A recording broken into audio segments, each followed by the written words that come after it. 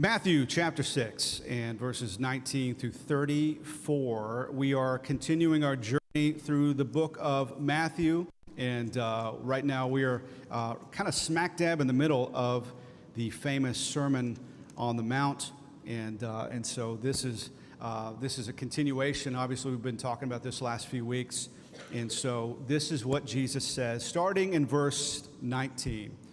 Do not store up for yourself treasures on earth, where moth and rust destroy, where thieves break in and steal, but store up for yourself treasures in heaven, where neither moth nor rust destroys, and where thieves do not break in or steal.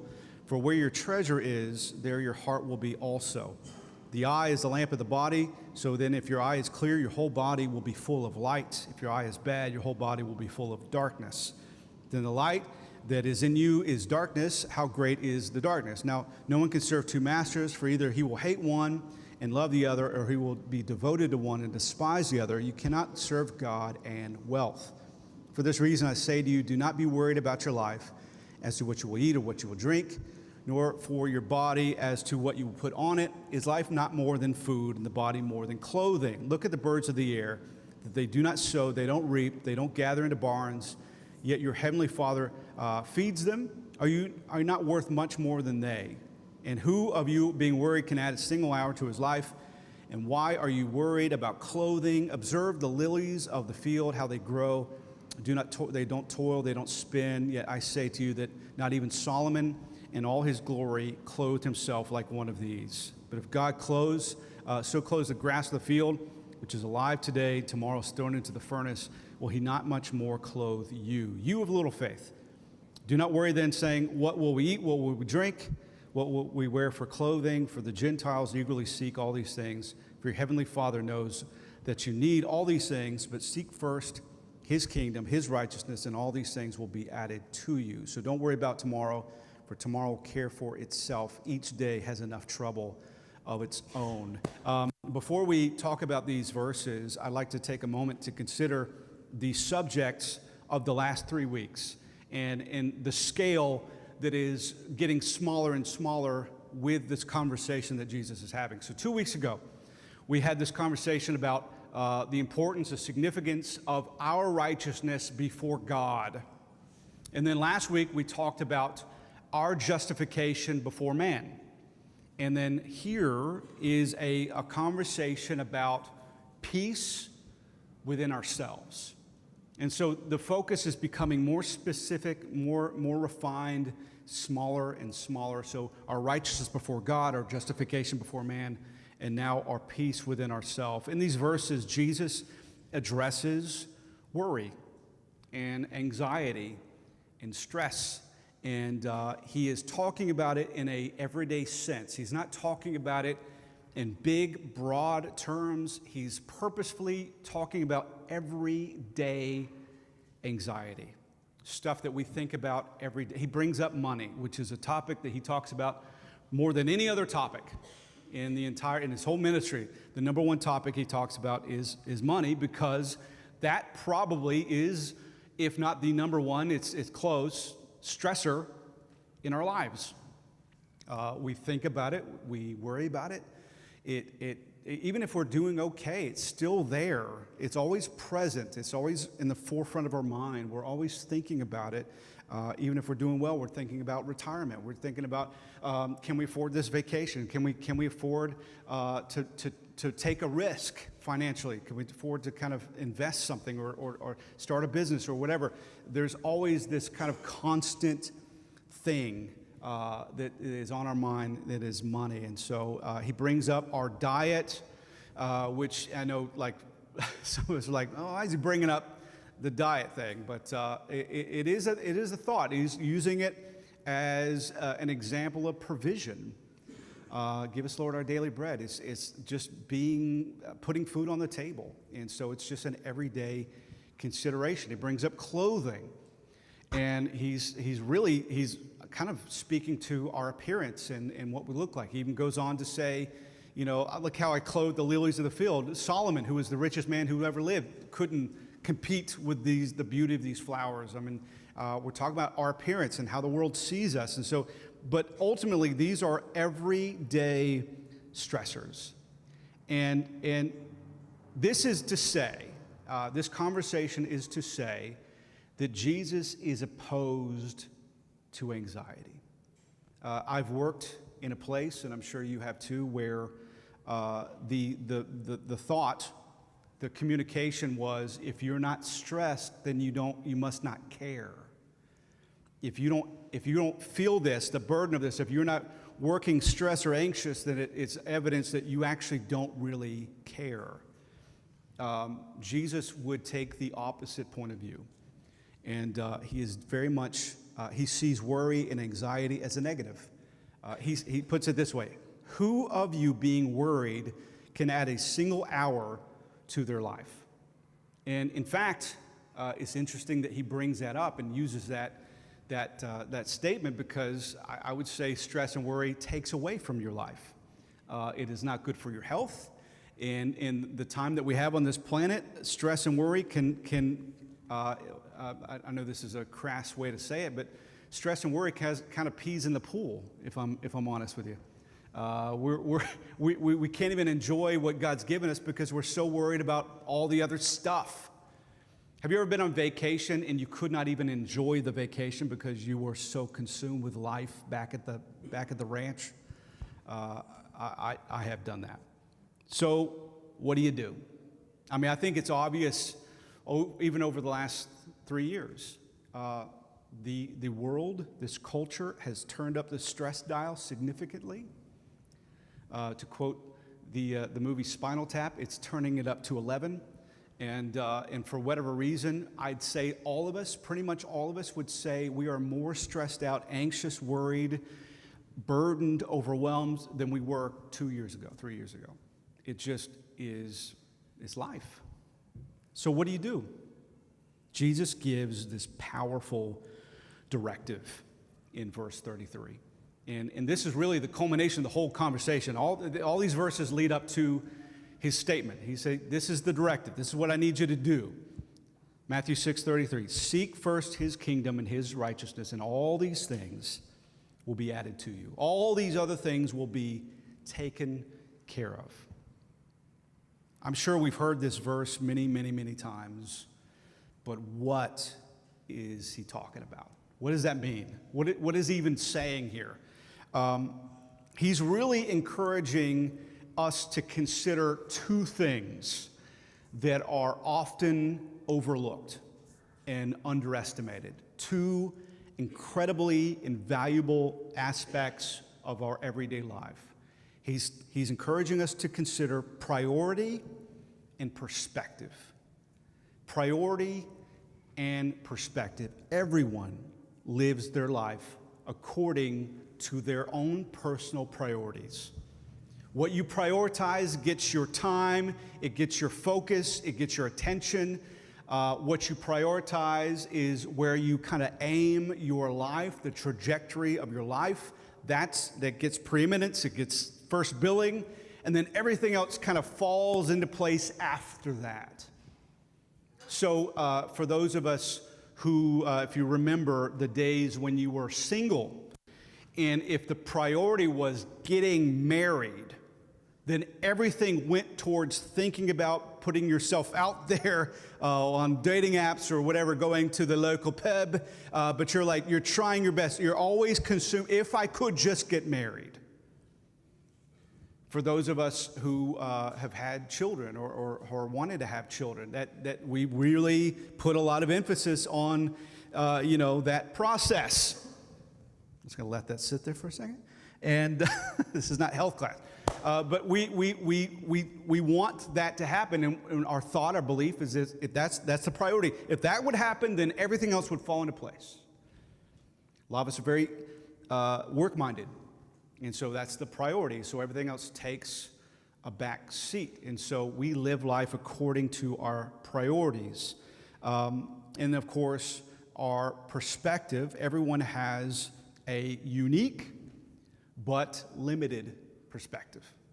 We see, there's an old saying, you don't see the world as it is, you see the world as you are. We see things through our own personal customized lens.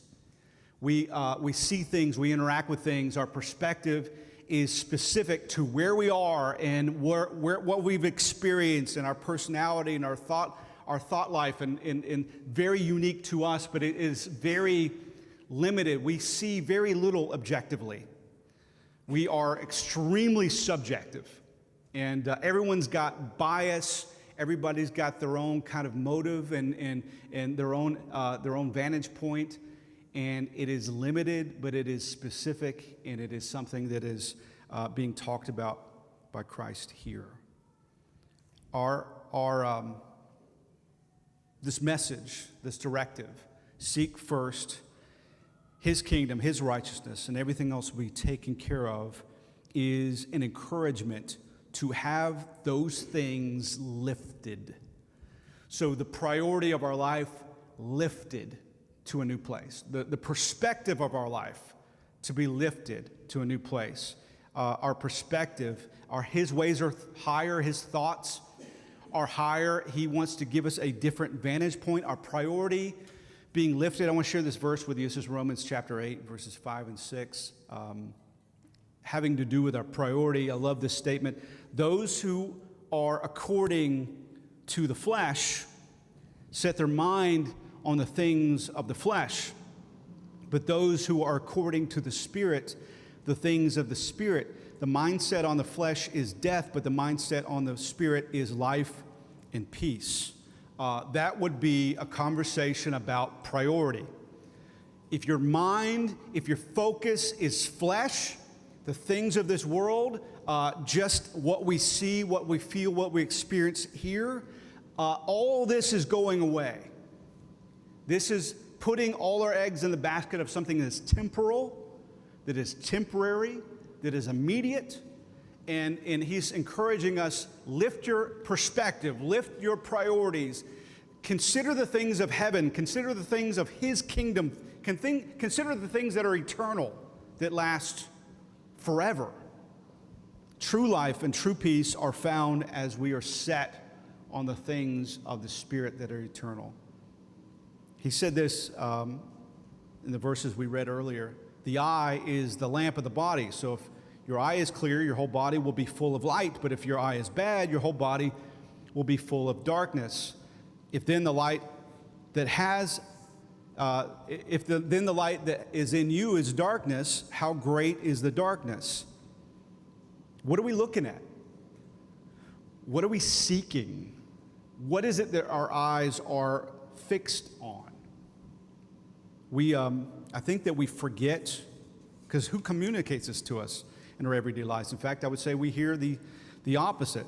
How often do we consider that our longings and what we feel on the inside and the things that we desire and crave and hunger for, these are spiritual longings. And then we look to natural things to bring fulfillment to spiritual longings. You are first spiritual. You are not a human being having a spiritual experience. You're a spiritual being having a human experience. You are first and foremost spiritual. And the things that we crave are deeper than just the flesh. It is something that is in us that is quite spiritual. And then we ask things that are natural to bring fulfillment to that. And when we do, as Jesus says, your eye, your perspective, it grows dark. Hopelessness sets in.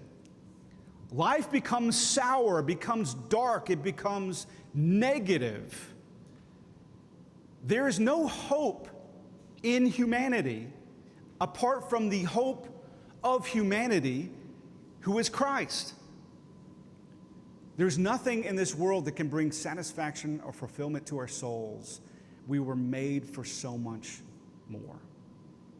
C.S. Lewis once said that if you find within yourself desires that cannot be fulfilled by the things of this world, it is proof positive that you were made for another world. This is about perspective and priority. In Luke chapter 10, you'll find one of my favorite stories and one of my favorite interactions that Jesus has during his time here on earth. He loved this family. He loved Lazarus. and Lazarus had sisters, and in this moment, in this story, in Luke chapter 10, Jesus is taking a breather, a lunch break, and he is in the home of Mary and Martha, and then you get in this really simple story, you get contrasted these two very different approaches to having Jesus in your presence. You have Mary, who is enamored with Jesus and is doing nothing but just taking this time in and spending time and just sitting on the floor, crisscross applesauce, just completely fixated on Jesus. And then you have Martha, who is consumed with making everything perfect. I mean, Jesus is in your home. You're going to make the best lunch you've ever made. You're going to make everything smell nice. You're lighting candles for breezing. You are making sure that everything looks spectacular. And so at some point, Jesus has this encouragement towards Martha.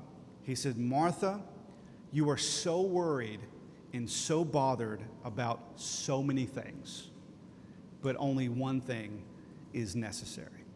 And he uses Mary as the example. He says, Mary's chosen the good part. She is focused on me, not doing for me. Now, for millennia, Martha has been viewed as what not to do. So we get the story and we're like, okay, don't be like Martha, be like Mary. And so she's gotten a bad rap, I'll be honest with you. And I want to go out on a limb here and say, Martha is in no way being positioned as what not to do. She's being profiled as what is. She is just what is. In fact, she's all of us. We're all Martha. We are all Martha. And I know in our minds and our hearts, we're like, man, I would love to be like Mary. I would too, but let's be honest with each other. We're all worried and bothered about so many things. All of us are. I get absolutely bent out of shape, tied up in knots over simple, trivial things that don't matter at all. They can ruin my entire day. Stupid stuff that does not matter. And when I do get tied up in knots over these silly little bitty piddly things, it is proof positive that I don't fully trust the way that I feel like I fully trust God to be sufficient. It's just the human condition. It's what we are. It's who we are. It's how we are. So when the statement is, seek first His kingdom, His righteousness, and everything else will be taken care of, what I'm guilty of, and what I think we can all relate to, is like Martha, we seek all the other things, and we hope that His kingdom, His righteousness is taken care of.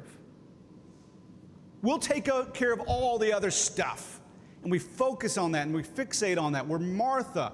We're so worried and so bothered about everything else, but the one thing where our eyes are supposed to be fixed. Our personal priority and perspective comes from our vantage point, our current circumstances, our fears, our concerns, what bothers us, what troubles us, what overwhelms us, and what we love. Our perspective, our priority comes from our heart. Jesus uses money as a conversation, as a topic here, because it is one of the largest areas that consumes us in our natural lives. Consider what he says in verse 21. Where your treasure is, there your heart is. What has your heart, has your priority, your treasure will gravitate to that. Your bank account will aim at the things that are important to you. There are things that are important to you that I could not care less about. There's people that spend thousands of dollars every year to go see sporting events. I could not care less. There's people that spend thousands upon thousands of dollars every year to go see concerts. I have the record, and my house is way more comfortable than wherever that band is going to. And truthfully, no one's going to bump into me, and I don't have to smell anybody. And the beverages and snacks are way cheaper. Those are just not things that I value. Now, I'm not talking bad about people that value those things, because I've spent so much money over the last few years on Michael Jordan tennis shoes. And so many people would say that is stupid. And I don't disagree. I go to Starbucks a lot. And I've had this conversation. People try to straighten me out because their perspective is the right one and say, Chris, $5 for a coffee, go to McDonald's, it's 89 cents. Like, no, you just don't get it. You need the revelation from God. I'll pray for you. It's just, it's an indication. The last time I bought a video game was for, I think, the GameCube. And so if you remember what that was the last time. And so there's so many people that they're spending thousands upon thousands of dollars on gaming rigs. Sounds like a semi-truck, a gaming rig. It's just not a value to me, but other people wouldn't value going to antique shops and buying old stuff like I do. It's just, what you love will ultimately get your money. It's just part of life. And so his encouragement here is that we store our treasures, store for yourself treasures in heaven. Now, I've heard this preached for years and years as a spiritual, eternal 401k and investment plan. And so that is not at all the conversation here. What Jesus is doing is encouraging us to consider what ultimately really matters. Does the natural, immediate, right now matter more than the eternal, investing in what's eternal? Or should that become a bigger priority in our hearts and our lives, investing in people experiencing Jesus forever?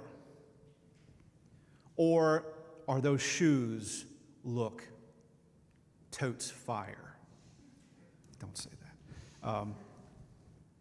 It's easy to get consumed with the immediate, because we think that the immediate is going to make us feel the way that we need to feel. But again, these are spiritual longings. That doesn't get us there. You get if you're tech savvy and if you like kind of gadgets and stuff, that iPhone 15 is just like the iPhone 14, and it'll be just like the iPhone 16. We just get addicted to getting stuff that we think, now my life is complete. And then in 2 years, like, oh, look at this brick. Use it as a doorstop. It never satisfies. And what Jesus is encouraging us, again, is to lift our perspective, to have our priorities lifted, to say, you know what? I want to make a way to where I don't eat out every single day. Maybe that's why he brings up food.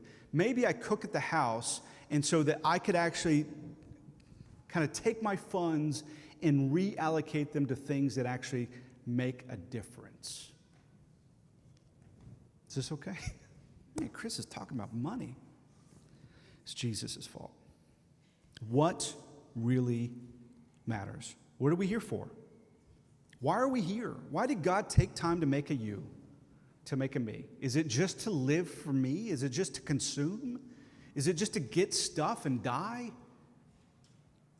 Jesus says you cannot serve two masters. And the two masters that he mentions by name is God and wealth. One is going to tell you what to do and control you, and one you're going to reject as being the thing that controls. Now, people have preached this again for years and years. Money is the root of all evil. That is not at all what God says. The Bible doesn't say money is the root of all evil. It says money is the root of all kinds of evil. Money is amoral. It doesn't have morality. It's a tool. It's like a chainsaw. I can trim the tree in front of my house, or I can cut off my pinky toe. I mean, it can be used for good or bad. And so money's the same way. It's a tool, but it is one of these things in life that wants to control us, wants to tell us what to do, tell us how to feel. And this is Jesus saying, you have someone you serve, and it's not money. What has my heart and what controls me? 1 Corinthians 6:12 is this kind of beautiful little statement that I wanted to share. You are restrained by your own affections. This is the Apostle Paul saying, we're not putting limitations on you. You're blaming church leadership for restraining you. He says this: you are restrained by your own affections.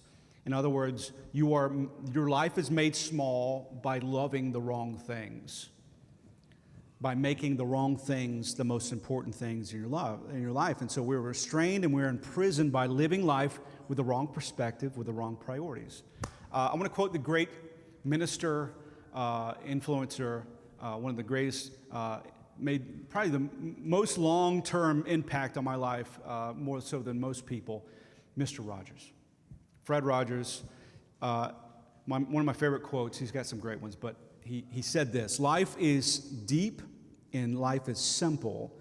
And what this world, what our society gives us, or puts in front of us, is shallow and complicated.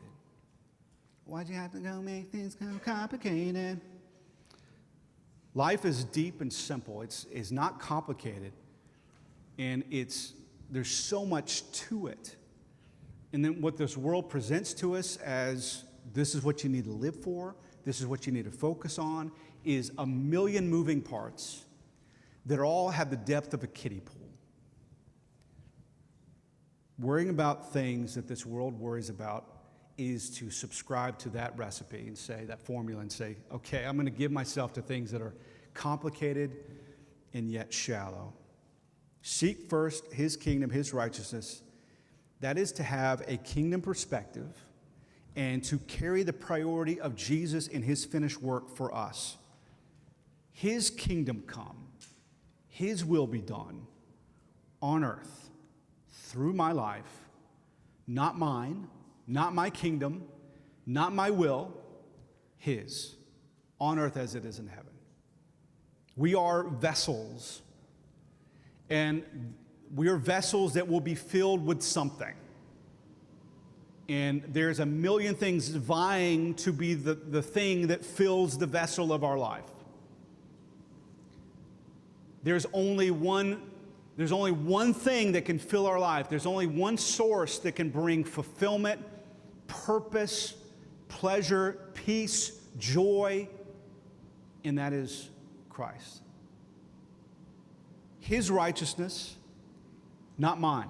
Seek first his righteousness.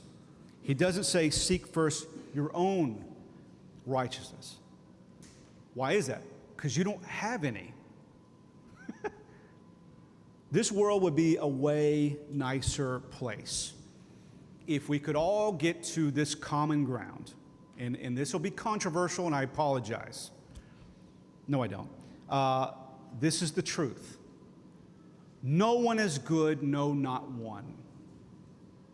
No one is right, no, not one. No one is righteous, no, not even one. If we could all start from this common ground, that every one of us fall short. I'm not righteous, and that person is not. I'm not right, that person's wrong. I'm not good, that person's bad. We all fall short. All righteousness, all goodness is on his side of the table, not ours. The only righteousness that we have is what he freely gives to us. It is, the Bible talks about this in the New Testament over and over and over because it is a subject that we just cannot wrap our minds around. So it needs to be repeated over and over and over. We are saved by grace through faith, not by our own goodness, so that no one can boast. You cannot save yourself. We are not, we get this pride and this arrogance that Can you see these knuckleheads over here? They're awful. I'm right and I'm holy. I disagree with them politically, therefore we cannot have a relationship. That is nonsense. We all miss the target. We all miss the mark. We all sin in a myriad of different ways, and we get mad at people for sinning differently than we sin. But since the fall in the garden, flesh has the stain of sin on it. And until we go home to be with Jesus, we live with that. We are free from the punishment, the weight, the burden of sin, but we are not free from the presence of sin. Righteous people still sin. Humility says, this is why the Bible says God gives grace to the humble. It's humble people that realize, I need grace. I'm desperately in need of grace. Martin Luther once, he coined the phrase, simul justus et peccator, which is Latin for simultaneously justified and sinner at the same time. At this very moment, I am 100% sinless and a sinful person at the same exact time. I want to read this to you. This is the same verses we read, or some of the same verses we read, Matthew 6, 30 through 34. But this is in the Message translation. I love the way that this is phrased, and I just want to read this as we wrap up here. What I'm trying to do here is to get you to relax. Not only did Frankie say relax, Jesus did too. 80s people, anyone? Okay, never mind. Relax.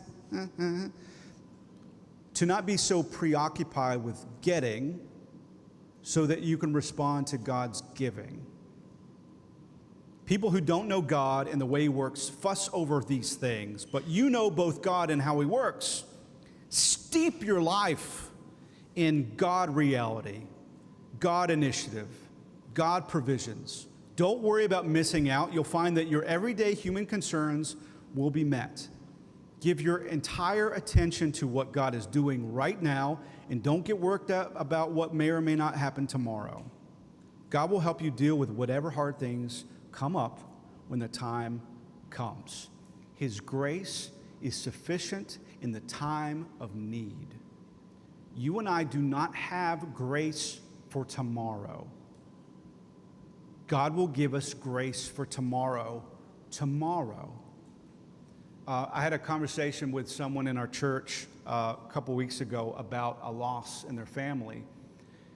And she was talking about how difficult, how much of a struggle it is for her and her whole family. And I said, well, we were not designed to deal with death.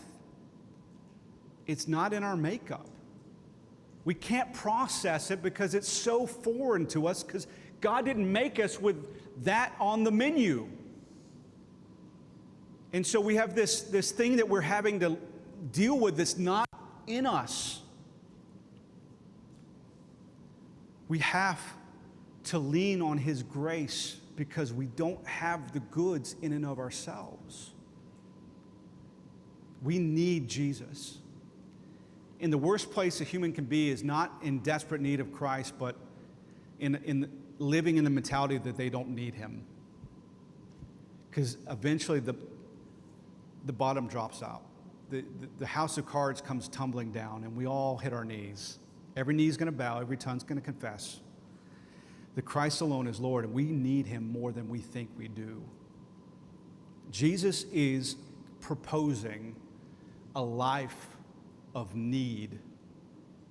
He's encouraging a life of seeking, of hungering, of thirsting, of desiring, of desperately wanting Jesus. He's presenting a focus, dare I say, an obsession that is healthy and that begins to eradicate the worry, the fear, and the anxiety that lives in our heads.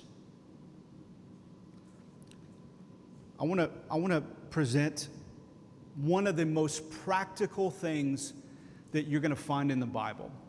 This is, to me, one of the most useful, everyday, practical verses that I can think of. And it's Philippians chapter 4, verses 6 and 7.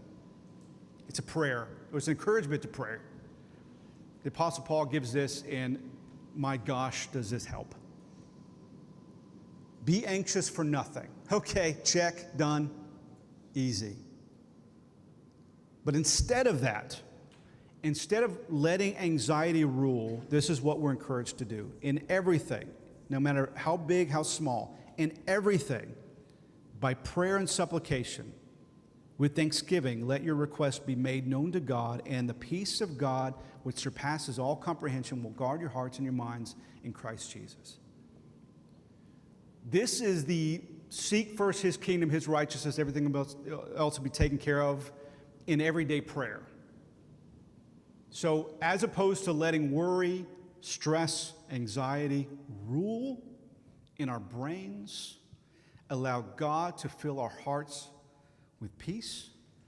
And as he does, the Bible says God will bring peace that passes understanding. It bypasses our brain. It doesn't land there. It's not a mental assent thing. It's a gift to our spirits. It's a spiritual gift. It's speaking to the true, real, spiritual you. And then as we begin to receive that, then the Bible says, then it guards our hearts. And it also goes back up. It takes the elevator back up and starts working on our thoughts. And it guards our minds. Peace has that kind of power.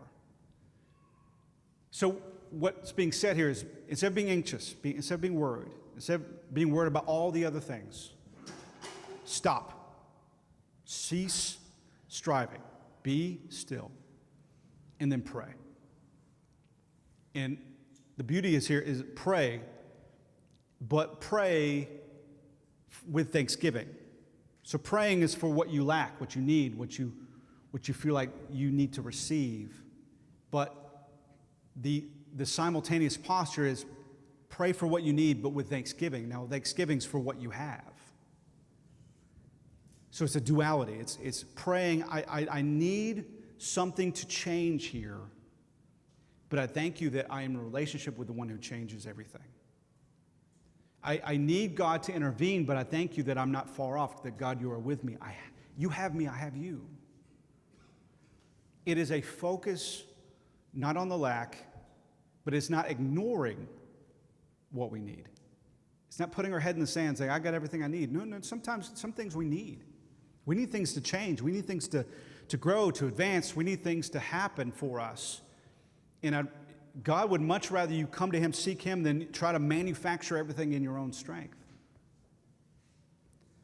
John 16:33 is one of these really tough statements to hear, but as you spend time on it, it becomes more and more good news. But Jesus says to his own disciples, in this world you will have trouble. It is going to be tough. And you're going to feel it, and it's going to crush you, it's going to weigh you down.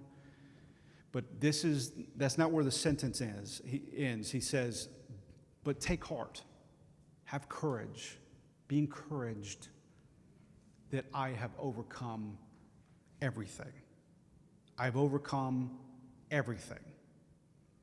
To live in that posture, to be mindful of the spiritual, to seek first his kingdom, his righteousness, to keep our eyes above the noise, to keep our hearts elevated, to allow him to be seated with him in high places, to consider the spiritual things at all times, to continually be fixated on the God of the universe who is intimately involved in every detail and every aspect of our lives, and to not let our hearts be troubled by the waves of this world. It's like we're Peter walking on the water, and Jesus has got the waves under control. We just have to keep our eyes fixed on him. Jesus' entire conversation here is an encouragement to, instead of just settling and throwing in the towel on feeling anxious and let this world beat us up against the rocks, to take heart, because he has overcome all of this. He's brought the solution. He's brought the answer. He's solved every one of your problems on the cross. He paid every debt. He paid every price.